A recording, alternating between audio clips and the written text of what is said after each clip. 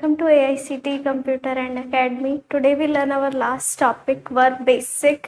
Last video में हमने modals पढ़े थे मस्ट तक. अब हम आज उसके आगे कंटिन्यू करने वाले हैं. तो आज का आपका पहला मोडाल है शेल.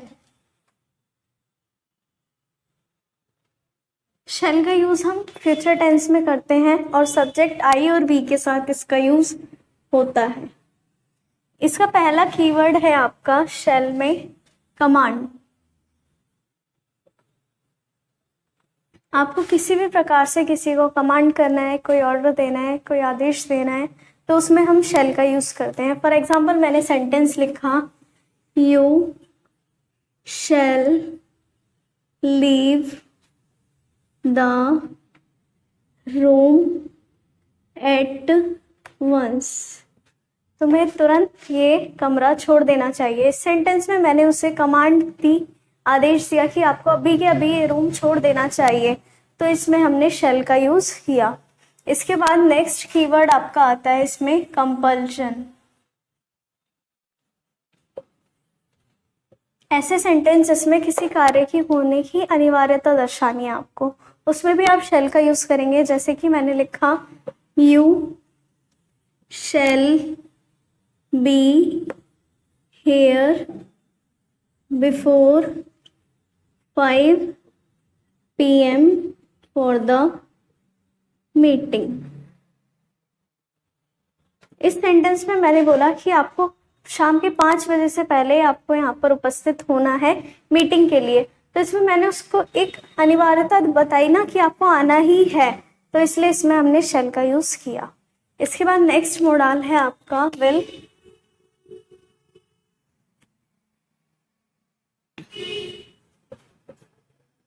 विल का यूज हम आई और वी के अलावा अदर सब्जेक्ट के साथ करते हैं. बट इन मॉडर्न इंग्लिश हम आई और वी के साथ भी विल का यूज करते हैं. बट अगर कहीं आपका इंटेरोगेटिव सेंटेंस आता है तो उसमें आप आई और वी के साथ विल का यूज नहीं करोगे, उसमें आप शेल का ही यूज करोगे. इसमें आपका पहला कीवर्ड आता है विल में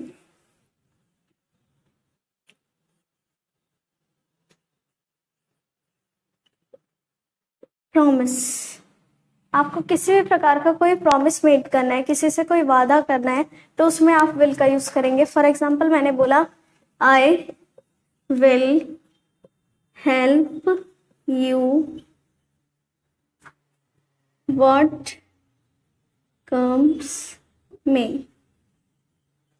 चाहे कुछ भी हो मैं आपकी मदद करूंगा. तो इस सेंटेंस में आपने एक प्रॉमिस किया ना कि चाहे कुछ भी हो जाए आपकी मदद करूंगा तो करूंगा. इट मीन्स आपने उससे प्रॉमिस किया है, तो इसलिए हम इसमें विल का यूज करेंगे. इसके बाद नेक्स्ट कीवर्ड इसमें आपका होता है थ्रेट. थ्रेट मतलब आपको किसी को धमकी देनी है, डर मतलब डर के बारे में बताना है, तो उसमें भी आप विल का यूज करोगे. जैसे कि मैंने एग्जांपल दिया, आई विल पनिश यू. बोला गया है कि मैं आपको सजा दूंगा, तो इसमें एक धमकी दी ना उसे कि हाँ आपको डराया कि आपको सजा दी जाएगी, तो इसलिए इसमें विल का यूज किया गया. इसके बाद नेक्स्ट कीवर्ड है आपका डिटर्मिनेशन. डिटर्मिनेशन का मीनिंग होता है दृढ़ निश्चय. ऐसे सेंटेंस जिसमें किसी बात का होना फिक्स्ड है, आप उसके लिए दृढ़ निश्चय हो, तो उसमें भी आप विल का यूज करोगे. मैंने बोला, I will work hard and score good marks in exam. इसमें बोला गया है कि मैं कड़ी मेहनत करके एग्जाम्स में अच्छे अंक प्राप्त करूंगा, तो इसमें उसकी डिटर्मिनेशन बताई गई है, तो इसलिए हम इसमें भी विल का यूज करेंगे. इसके बाद हम नेक्स्ट मॉडल पढ़ेंगे.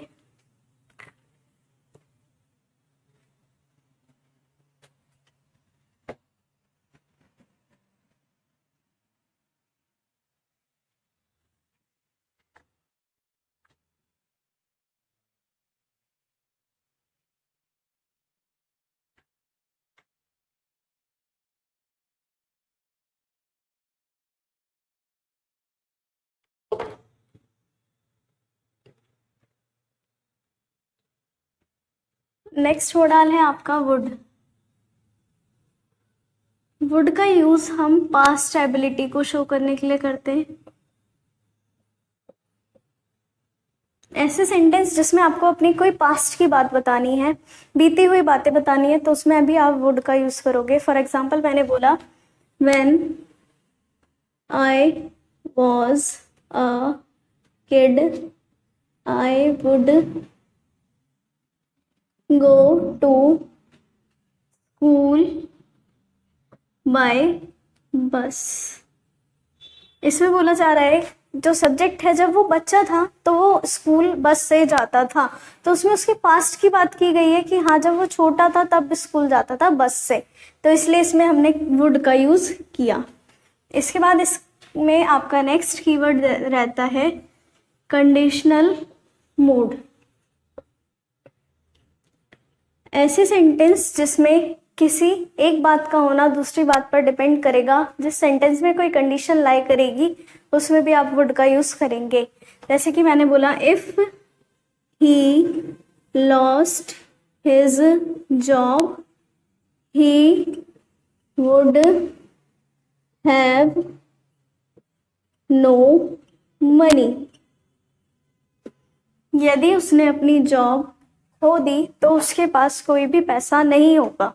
तो इसमें एक कंडीशन दूसरे पर डिपेंड करती है ना, कि अगर उसकी जॉब छूटती है तो उसके पास पैसा नहीं होगा, तो इसलिए इसमें हम वुड का यूज करेंगे। इसके बाद नेक्स्ट आपका कीवर्ड आता है इसमें एक्सप्रेसिंग डिजायर। ऐसे सेंटेंस जिसमें आपको कोई इच्छा प्रकट करनी है उसमें भी हम वुड का यूज करते हैं। जैसे कि मैंने लिखा I would love to live here. मुझे यहाँ रहना पसंद है, तो इस सेंटेंस में भी हम वुड का यूज करेंगे। ये इसमें हमने कोई अपनी इच्छा प्रकट की है ना।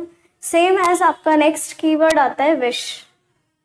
विश में भी सेम, आप अपनी विश प्रकट करोगे, विश बताओगे, इच्छा बताओगे, तो उसमें भी आप वुड का यूज करोगे। जैसे कि मैंने बोला I wish you would stay. मेरी इच्छा है कि आप रहो, तो इसमें भी हम वुड का यूज करेंगे। इसके बाद अगर आपको कोई पोलाइट रिक्वेस्ट करनी है या क्वेश्चन करना है तो उसमें भी आप वुड का यूज करोगे। फॉर एग्जाम्पल मैंने बोला would you open the door please. मैंने आप किसी से पोलाइट रिक्वेस्ट की कि क्या आप दरवाजा खोल सकते हैं, तो इस सेंटेंस में भी हम वुड का यूज करेंगे जहां आपको बात बहुत ज्यादा पोलाइटली वे में करनी है। इसके बाद आपका नेक्स्ट मॉडल आता है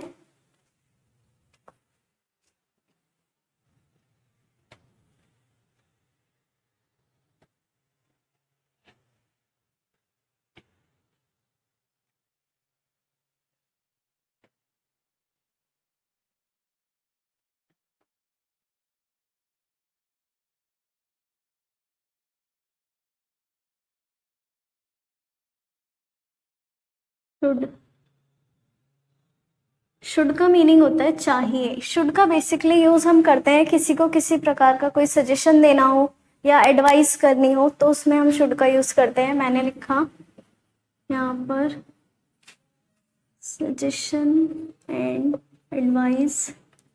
फॉर एग्जाम्पल मैंने बोला यू शुड स्टडी इंग्लिश। आपको इंग्लिश पढ़नी चाहिए, तो इस सेंटेंस में मैंने उसे एडवाइस करा ना कि आपको इंग्लिश पढ़नी चाहिए, तो ऐसे सेंटेंस में हम शुड का यूज करते हैं। इसके बाद नेक्स्ट मॉडल हमारा आता है यूज्ड टू। इसमें हमारा पहला कीवर्ड है past routine.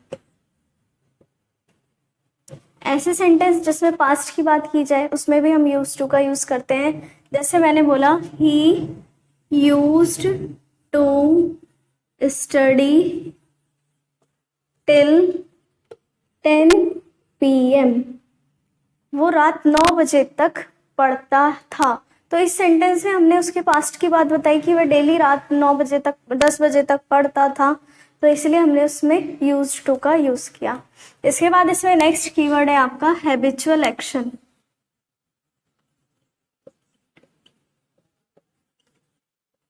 Habitual action means ऐसे सेंटेंस जिसमें आपकी कोई हैबिट आ रही है, कंटिन्यूस जिस काम को आप करते हो ऐसी हैबिट आ रही है, उसमें भी हम यूज टू का यूज करते हैं। जैसे कि मैंने बोला I used to wake up late in the morning.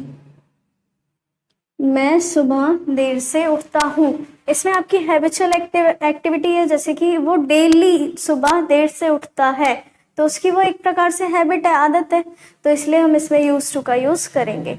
इसके बाद लास्ट मॉडल है आपका आउट टू। आउट टू का यूज हम मोरल ऑब्लिगेशन को शो करने के लिए करते हैं,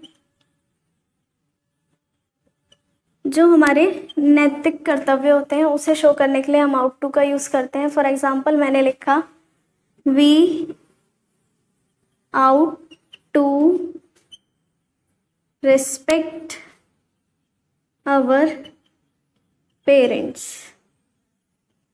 हमें अपने पेरेंट्स का आदर करना चाहिए, माता पिता का सम्मान करना चाहिए। तो ये सेंटेंस जिसमें हमारी मोरल एक्टिविटी शो हो रही है, मोरल ऑब्लिगेशन शो हो रहा है, उसमें हम आउट टू का यूज करेंगे। ये थे आपके मॉडल्स, ये यहाँ पर फिनिश होते हैं। इसके बाद आपने जितने भी मॉडल्स पढ़े हैं आप उनके नोट्स बनाएंगे, प्रैक्टिस करेंगे।